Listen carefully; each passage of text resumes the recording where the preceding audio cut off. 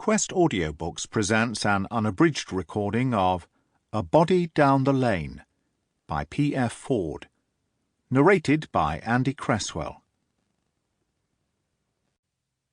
Prologue. The powerful motorcycle roared along the road, the rider stooping as low as he could to reduce drag from the wind. Then he sat more upright as he slowed to take the turning ahead, leaning left as he steered the bike off the main road and into a narrow, tree-lined lane.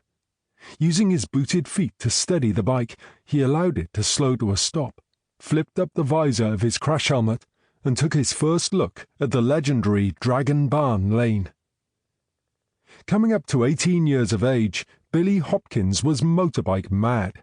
His dream was to join the Bareback Riders Club and proudly wear the BBR tattoo.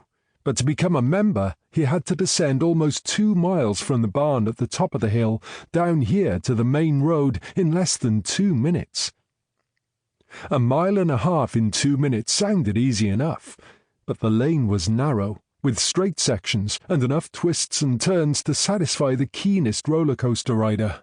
And to earn the right to wear the tattoo, the ride had to be completed under official BBR timed conditions without a crash helmet. They had told him no one ever used the lane, and that the barn at the top was derelict, so he could practice the descent whenever he wanted. Aware of the risks of flying downhill around hairpin bends, and safe in the knowledge no one would watch, Billy intended to wear his crash helmet, just until he was confident, of course. Billy blipped the throttle twice, and looked up at the sky through the branches of the trees above him.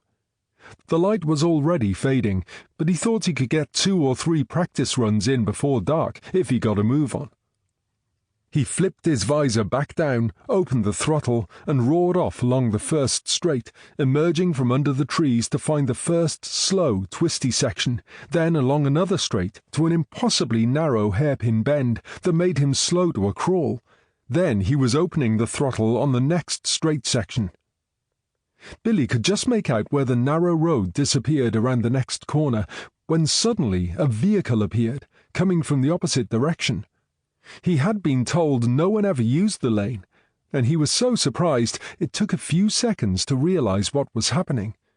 But by then, he was almost on top of the vehicle.